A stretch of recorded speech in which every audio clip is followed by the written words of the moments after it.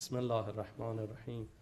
الحمد لله رب العالمین الرحمن الرحیم مالک یوم الدین. ایاک نعبد و ایاک نستعین. اهدنا الصراط المستقیم صراط الذین انعمت علیهم غیر المغضوب علیهم ولا الضالین. بسم الله الرحمن الرحیم. قل هو الله احد الله الصمد لم یلد ولم یولد ولم یکن له کفوا احد.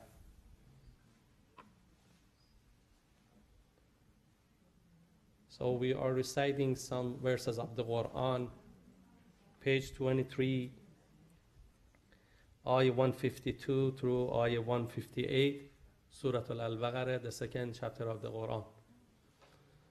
اللهم صل على محمد وآل محمد. أعوذ بالله من الشيطان الرجيم.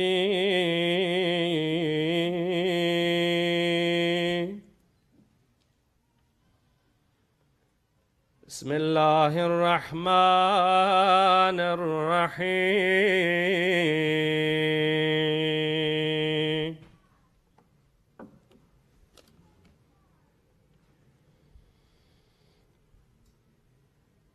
فاذكروني أذكركم واشكروا لي ولا تكفرون.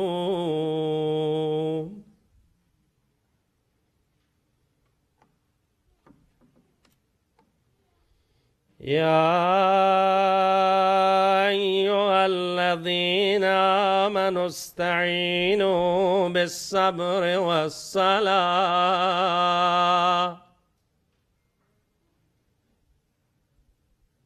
إن الله مع الصابرين.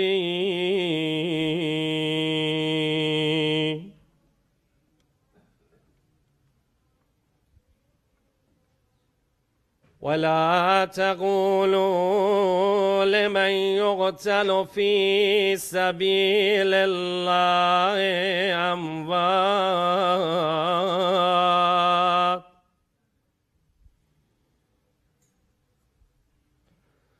بل أحياء ولكن لا تشعرون.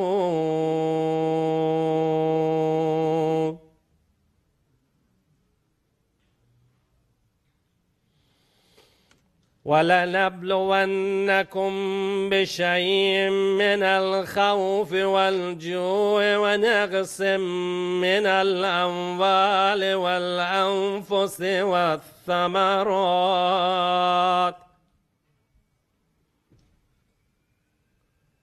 وبشر الصابرين.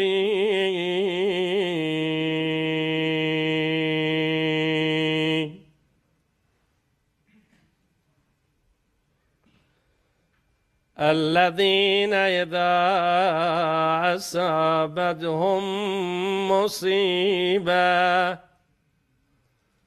قالوا إنا لله وإنا إليه راجعون.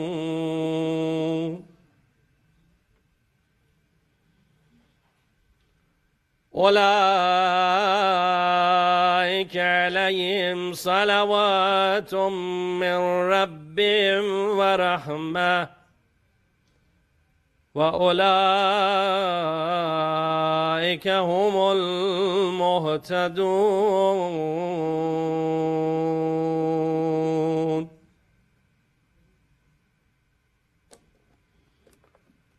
إن الصفا والمروة من شعائر الله فمن هج البيت أو اعتمر فلا جناح عليه أن يطوف بهما ومن تطوع خيرا فإن الله شاكر عليم.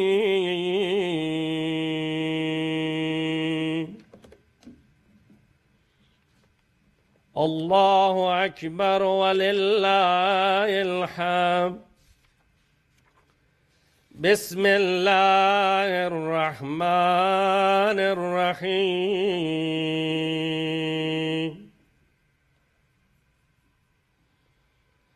والفجر وليال عشر والشفع والوتر والليل إذا ياس هل في ذلك قسم لذي هجر ألم تر كيف فعل ربك بعاد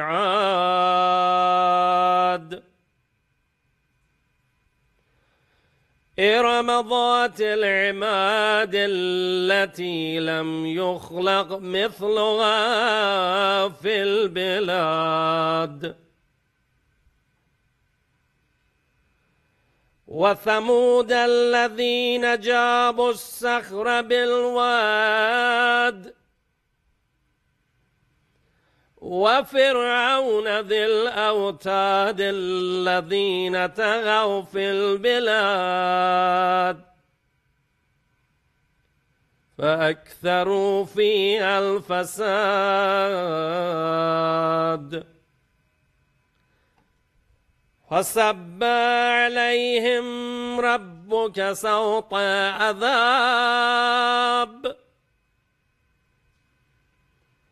إن ربك لبالمرصاد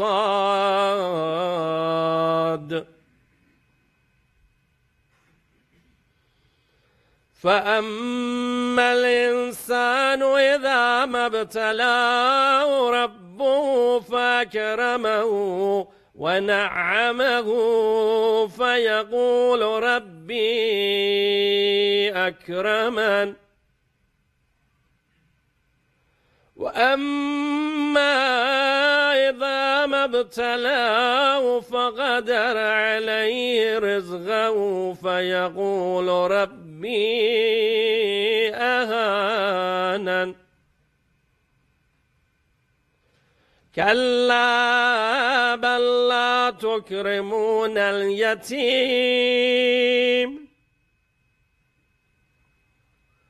ولا تحاضون على طعام المسكين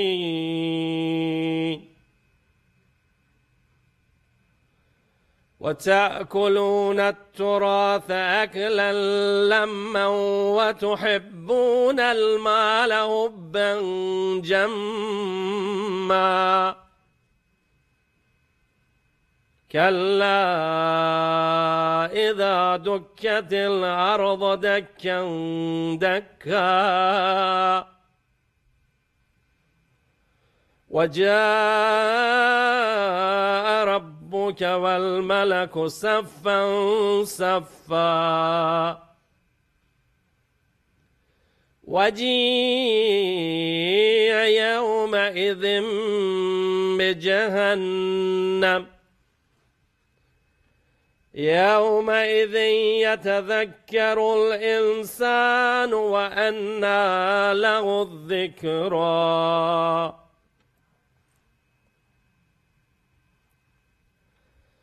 يقول يا ليتني قدمت لحياتي فيومئذ لا يؤذب عذابه أحد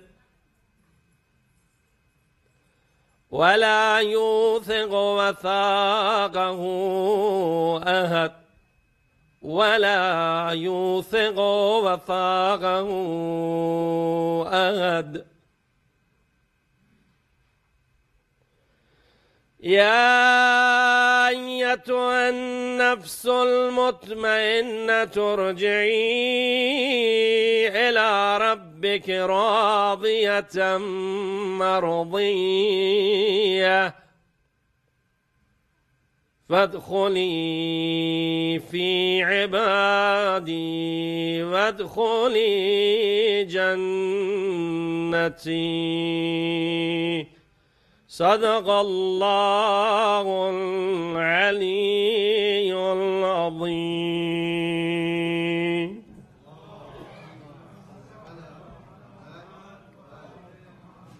نثار جميع مؤمنين ومؤمنات بالأخص مرحومة مغفورة بانو حاجة علوية سيد خديجة بن سيد صادق المؤمن أن بانو حاجة سيد علوية وجيه بنت السيد صادق قزويني جميعا رحم الله من قرأ الفاتحة مع الصلوات. بسم الله الرحمن الرحيم الحمد لله رب العالمين الرحمن الرحيم مالك يوم الدين إياك نعبد وإياك نستعين اهدنا الصراط المستقيم صراط الذين أنعمت عليهم غير المغضوب عليهم ولا الضالين. بسم الله الرحمن الرحيم قل هو الله أحد الله الصمد لم يلد ولم يولد ولم يكن له كفوا أحد. Without any further ado, I will invite the Hojaga Said Mahdi Ghazvini to the podium with a loud salawat.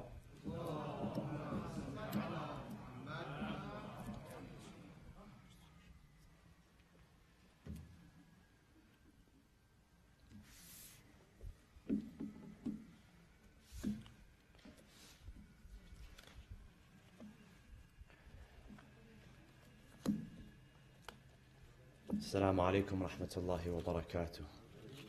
بسم الله الرحمن الرحيم الحمد لله رب العالمين والصلاة والسلام على أشرف الأنبياء والمرسلين حبيب إله العالمين أبي القاسم المصطفى محمد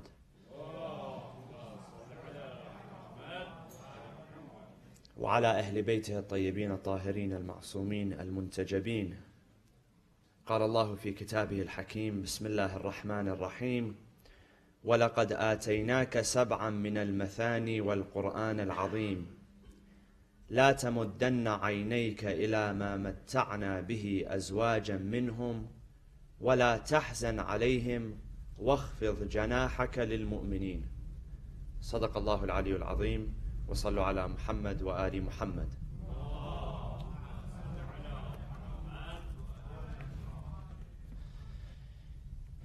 Chapter number 15 of the Quran, Surah Al-Hijr, describes in one portion those who are referred to as Ashabul Hijr. Ashabul Hijr was one of the descriptions of the tribe of Thamud. And the tribe of Thamud are mentioned in a number of places of the Quran. The prophet that was sent to the people of Thamud was the prophet Salih. And so when God talks to the Prophet Muhammad sallallahu alaihi wasallam, there's a reminder that in the same way that he has a message and that people are rejecting his message, because remember the Quran is a continuous revelation over a period of 23 years, in order to give support and strength and consolation to the Prophet, God mentions that you're not alone. You're not the only one that's going through this. You're not the only one that went through this in the history of the prophets who had messages. But what God tells the prophet is that we've endowed you with a number of gifts to help you throughout this process. We've given you strength. Number one, God tells the prophet that we've given you people on your side. We've given you good people that are going to support you. And there's a number of verses in the Quran. One verse that we mentioned a while back was when God tells him that even if you had one person on your side, that's all you would need. You don't need anyone else. وَكَفَى بِاللَّهِ شَهِيدًا قُلْ كَفَى بِاللَّهِ شَهِيدًا بَيْنِي وَبَيْنَكُمْ وَمَنْ عِنْدَهُ عِلْمُ الْكِتَابِ. If I only had that one person, the person who has ilmul kitab, the knowledge of the book, that's a specific person who's mentioned there, then I won't need anybody else. But not only that, God begins to describe to the Prophet what else He has given him.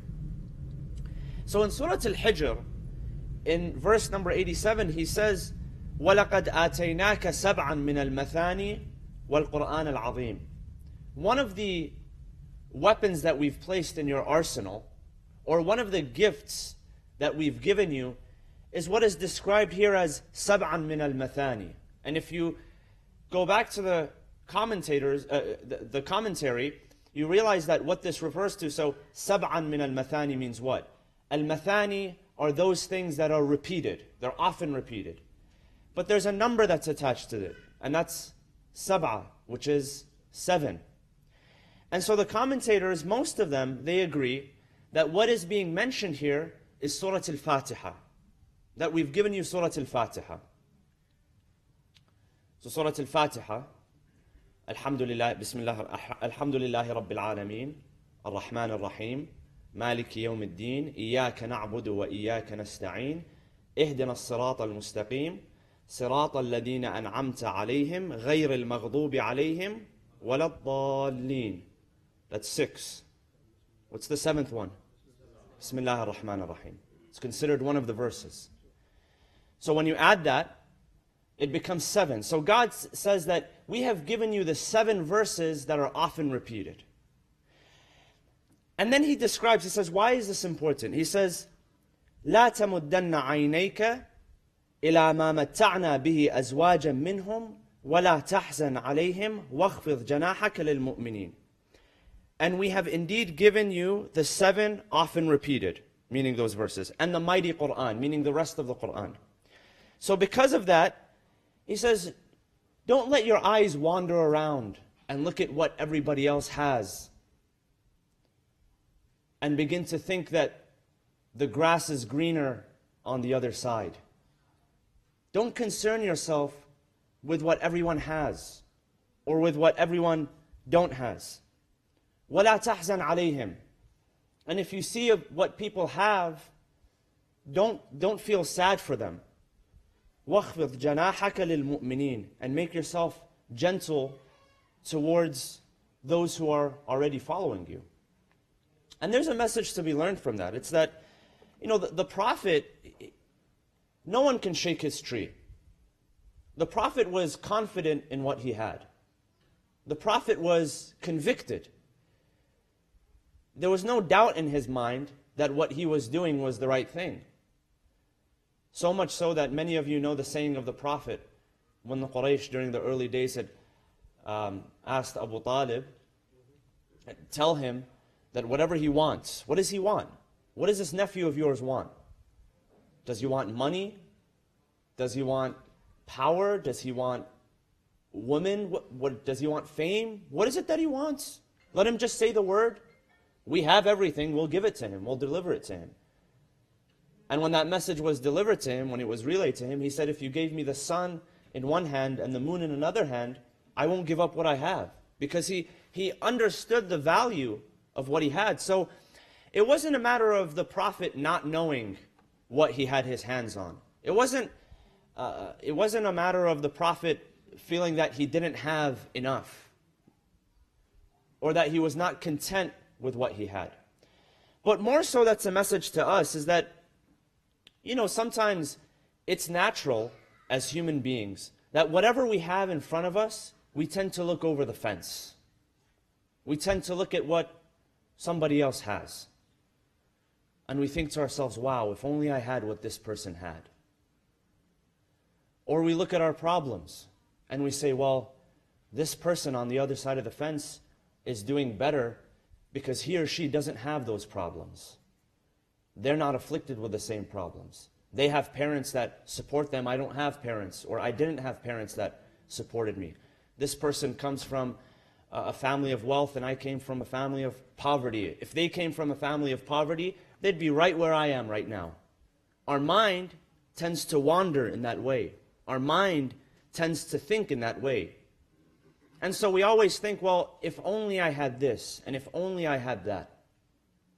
When you realize that what you see in most people, and most of the time we see a person's highlight reel, meaning the best of what they have in their life, especially in the age of social media. And I try to get this message as much as I can, not just to young people, because everybody's on social media. Our grandmothers are on social media these days. And when you're on social media, you tend to see only the best side of someone. They'll put their best picture with the best lighting, and they'll retake the photo 100 times if they have to get that perfect photo. And you're watching it at the end of the day when you're dreary and tired in your pajamas and you're in bed. And you compare what you look like at that moment to what that person looks like in the photo. And you tend to think, well, this person has it all. We may not say it, but sometimes That's what we internalize. And so God is telling the Prophet here that, look, everything that you think that they have, everything that you think is an advantage for them, is nothing compared to the gifts that we've given you. And one of those gifts is سبعا من المثاني, Surah Al-Fatiha. That's a gift that we've given you. That's a revelation that we've given you. And the revelation did not come to anybody else but you. Now, anyone else could follow the revelation, but the revelation came to you first. And because the revelation, the message came to you first, you need to understand that there's nothing better than this. وَلَقَدْ آتَيْنَاكَ سَبْعًا مِنَ الْمَثَانِ وَالْقُرْآنِ الْعَظِيمِ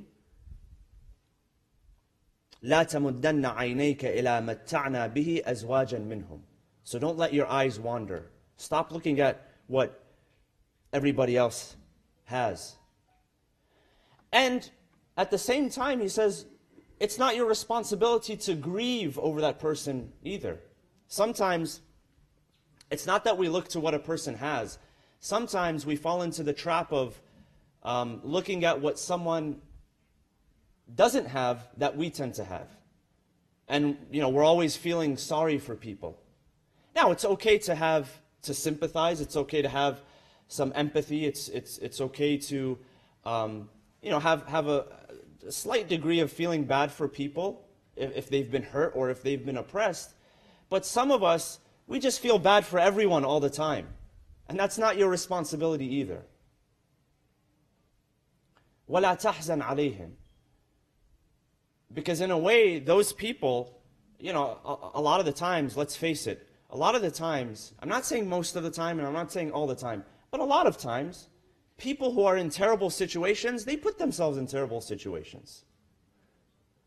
And so there's only so much that you could feel sorry or you feel bad for a person if there's repetitive behavior. Now, if someone slips up once, twice, 3 times, maybe 4 or 5 times, it's okay.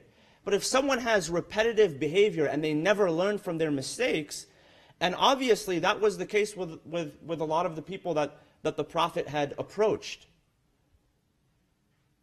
is that the Prophet approached them 1 time, twice, 3, 4, 5 times, 6, 7, 10 times. And like any human being, eventually he would feel bad for that person. And God tells him, don't feel bad about that person. They've made their choices. Focus on the people that are actually following you. Focus on the people that want to be a part of you, that they want to live their life following you. وَخْفِضْ جَنَاحَكَ لِلْمُؤْمِنِينَ. Sometimes we pay attention to everybody around us except for the closest people to us. And we abandon their needs. Sometimes we're looking for love everywhere except for within our own home. And that love is there in our own home. It's in our own circle. So what does he say? He says, look, we've given you this gift. We've given you Surah Al-Fatiha and the rest of the Quran. And what I wanted to mention is just a couple of narrations that teach us the power of Surah Al-Fatiha. This surah that if you're praying 5 times a day, how many times are you reciting? You're reciting more than a dozen times.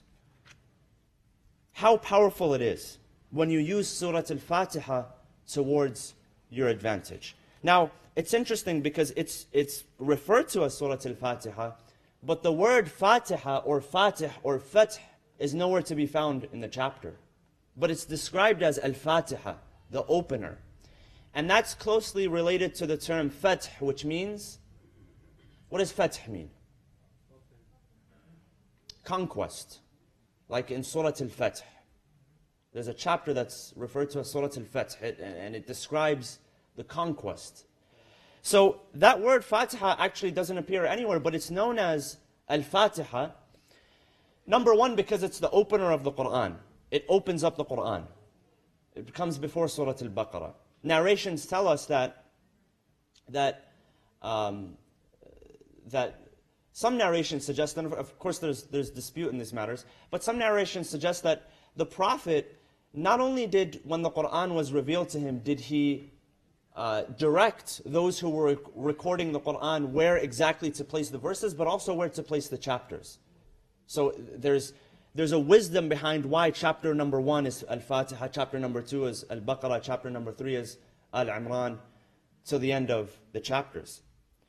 So there's a number of reports that indicate the great power that is associated with this chapter. One report or one narration, Rasulullah sallallahu alaihi wasallam says the following.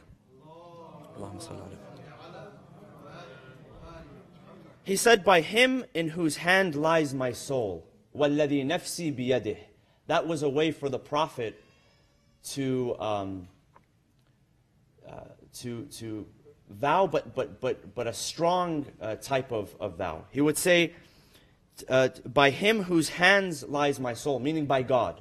That's a form of hilf. It's a form of a vow, an expression which signifies a great form of hilf. He says, "Neither in the Torah nor the Psalms," which is the suhuf, the scrolls that were revealed to Musa and Ibrahim, neither in the Torah, nor in the Psalms, nor in the Gospel, which was revealed to Isa alayhi salam, nor in anywhere else in the Quran, were verses like this revealed, anywhere, which goes to show you the strength.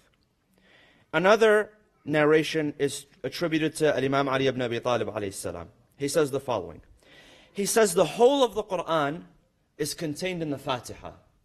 So that when you read the Fatiha, it's as if you have read the entire Quran. And the whole of the Fatiha in the Basmala.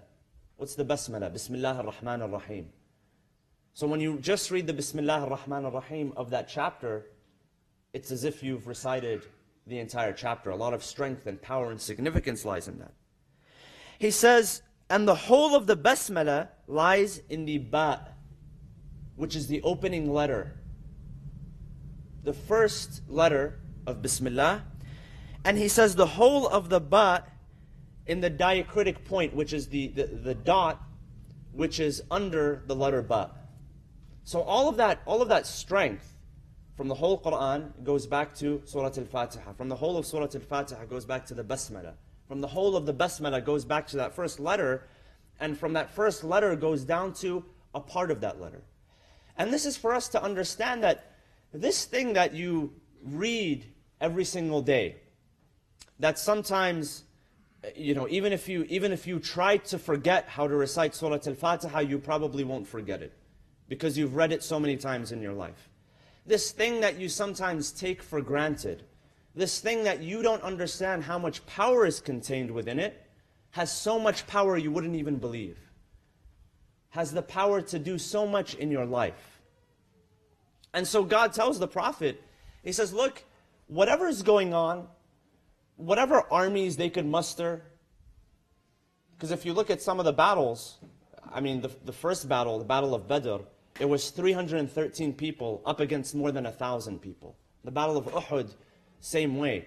I mean, there would be a handful of people against thousands of people, if not tens of thousands of people. And the enemy always had an advantage. Most of the time had an advantage when it came to their weapons, when it came to their materials. Remember, the Muslim community was forming, and so they weren't as wealthy, so they couldn't spend what they wanted to spend in their defense. He says, whatever they muster and whatever they put in front of you, I've given you something better. And that's Surah Al-Fatiha. So there's a lot of power right there. One thing that I wanted to share with you as I was doing a little bit of research is that, you realize that it's not just these apparent things that we're given that give us power to succeed or power to overcome. God tells the Prophet that we've given you Surah Al-Fatiha. But then I came across something very interesting, and it said that every single one of us, we are innately born with gifts. And those gifts grant us the power to overcome and succeed in our lives. Now, for most people, the gifts that God has given us, they remain unopened. So our Christian friends, during the days of Christmas, they give gifts to one another in celebration of Christmas and of Santa. So if you're on the nice list, you get gifts. If you're on the naughty list, you don't get anything. And those gifts, the whole idea is that those gifts they're purchased, most likely on Black Friday. They're wrapped, and then they're kept under a Christmas tree. Now, you don't know, or you're supposed to not know, what those gifts are, even though they tell people what to buy them. I don't get what the point is. But if you know what you want, just, exchange cash or something, or Bitcoin. But there's something about receiving gifts and giving gifts. There's the spirit of it all. And they're supposed to remain under the Christmas tree until, Christmas Eve or Christmas Day. In some cultures, I learned recently that they celebrate the arrival, of the bringing in of Christmas. So they actually, more significance is given to Christmas Eve than Christmas Day. And then in some cultures, it's different. They actually celebrate Christmas Day more than Christmas Eve. And you open those gifts, and you're supposed to act surprised that you had no idea what was in there, even though the shape is totally visible. Now what happens? That gift can remain unopened. And there are probably people out there that don't open up their gifts. In that same way, God gives us certain gifts. And I won't take long, I just want to talk about this for a few minutes. But God also gives us gifts from the time that we're born. And for most people, those gifts either remain unopened, or, even better, they're re-gifted. Sometimes you get that gift, and you have a section in your closet that's dedicated to re-gifted gifts. You have 3 or 4 toaster ovens in there. You have duplicates, you have replicas of one another, and sometimes you re-gift it because you either have something that's better in your kitchen or in your closet, or sometimes we don't understand the power or the value of a gift. One time I had to stop my father in his tracks because he was about to re-gift a cologne, and he didn't realize how much it was worth. And now it's sitting in my car. It's the cologne that goes with me wherever I go. And I read a story one time, or I heard a story from a Christian pastor, and he said that, and this is a pastor of a mega church, so he sees hundreds of people, thousands of people on a weekly basis.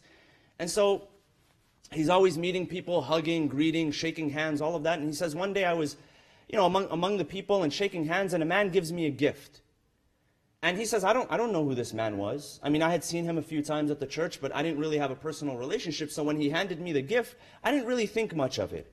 So he said, I put it in my desk drawer. I just kind of tossed it there. And he says, one day I went back, and I was opening my drawer, and I was looking for something, and I found this gift. It was something like wrapped in like a mahogany box or something like that. And he opened it up, and it was this beautiful watch. And so right away he Googled it. He didn't know that, he didn't recognize the name and the brand. And so he sat there on his desk at his computer, and he Googled it. And that watch was worth thousands of dollars. It was very, very expensive. But he didn't think anything of it because it was someone random that gave it to him. And so sometimes we have those gifts. We don't realize the value of them. Sometimes we don't even know that we have those gifts. And sometimes we re-gift the gifts that we have, even though we know the value of them. We cash it in, we pawn it. So this author who writes about this concept, he mentions 3 gifts, and I'll go through them very quickly. He says, one gift that every single human being has been given, regardless of your background, regardless of whether you were born into a family of poverty or a family of wealth, wherever you're from, whatever your background is, the number one gift that deeply resonates with most people, and he talks about this after years and years of experience, he says is freedom. The freedom to choose. All of us have freedom when it comes to our choices and when it comes to our behaviors.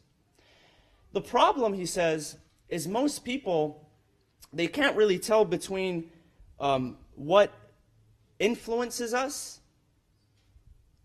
or what influences our choices and what determines our choices. So for many people, there are different influences, but what influences you doesn't necessarily have to determine your outcome. So if a person is born from, in a broken home, in a broken family, or not born of wealth, or born in a village somewhere without Wi-Fi or without bathrooms or something like that. Now, that environment can influence their choices. It can influence their behavior. But it never determines their choices. It never determines their behavior. So there's always choice.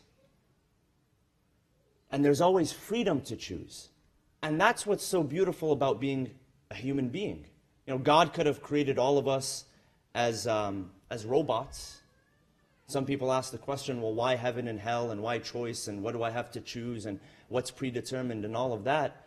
And we miss out on the fact that there's so much beauty in the fact that we actually have choice, and God did not create us as robots. And the reason why that remains for some people an unopened gift is because they spend their entire life with the mindset that I was forced to take this path. That someone forced me to take this path. Meaning that someone else's mindset or someone else's behavior determined my actions. And that's never true. Your choice is your choice. It starts with you and it ends with you. So some of us, we don't realize how powerful that gift is, and some of us, we re-gift it. Our freedom doesn't belong to us, it belongs to someone else. He says, number two, the second gift is that God has given us principles. What are principles? Principles they're universal laws that serve as a foundation for our values and for our behaviors. Some people, you have no idea what they value, and their behavior is sporadic, left and right. And he says those people have never paid the price of rooting themselves in principle. See, when you have principle, you don't get confused on how to behave. You have a law. When you don't have a law, then you don't know what is right and what's wrong. You don't know what to do or what not to do. But if you root yourself in principle, then you have something to go off of. You have guidance. So this is number two, the fact that we have principles that govern our life. And he says number three is what he calls the four intelligences, IQ, EQ, PQ, and SQ. What does that stand for? Now IQ, mental intelligence. Some people have higher IQ, some people have lower IQ. That's a gift that God has given us. And he doesn't spend so much time because the whole idea many years ago was that your success is based on your IQ. The higher your IQ, the more successful you are. Now, in the 1970s and the 1980s and the 1990s, people started doing research, and one of the authors, there was an author, his name was Howard Gardner, and he came from the Harvard School of Education. And he wrote a book called Frames of Mind. And what he spoke about in that book was the theory of multiple intelligences. So it's not just about IQ, but he talks about EQ, he talks about social intelligence, he talks about interpersonal intelligence, emotional intelligence. So there's IQ, then there's EQ, which is emotional intelligence, which is where your self-awareness comes from, your empathy, your behavior, how you conduct, because some people have a very, very high IQ, but they don't know how to conduct an interview, they don't know how to act in a relationship, they have no idea even how to change a light bulb, but they have a very, very high IQ. And then there's PQ, which is your physical intelligence, and that refers to how intelligent your body is. Your body, you have trillions of cells in your body that work with one another intelligently, all within the system, and you don't have to remind your lungs to breathe. You don't have to remind your heart to pump. It's intelligent enough to stand alone and do that on itself. And then there's SQ, which he refers to as spiritual intelligence. And that's our need for meaning. That's our need to connect with a purpose. That's our need to connect with something that gives our life purpose. And so most of us were given all these gifts, either at birth, or we're given these gifts by God, such as we mentioned, Surah Al-Fatiha. But most of the time we're looking at what somebody else has. We're looking over the fence, and we think that the grass is greener on the other side. And so when you realize the value of what you have and the strength of what you have, you stop looking at everyone else. You realize that you don't need anything else. God has put you in the position that you are in right now for a very special reason. And you need to learn from your past and not live in your past. So we ask Allah subhanahu wa ta'ala to open our hearts and our minds to the gifts that He has granted us. We ask Allah subhanahu wa ta'ala to help us and assist us so that we do not take the gifts that He has given us for granted. We ask Allah subhanahu wa ta'ala to bless us in this holy month, and we ask Allah subhanahu wa ta'ala to bring relief to all of those who are in need of our dua. Bismillah ar-Rahman ar-Rahim. Allahumma aghfir lil mu'minina wal mu'minat wal muslimina wal muslimat al-ahya'i minhum wal amwat. تابع بيننا وبينهم بالخيرات إنك مجيب الدعوات إنك قاضي الحاجات إنك على كل شيء قدير. وإلى أرواح المؤمنين والمؤمنات لا سيما أمواتكم نهدي جميعا ثواب الفاتحة مع الصلاة على محمد وآل محمد.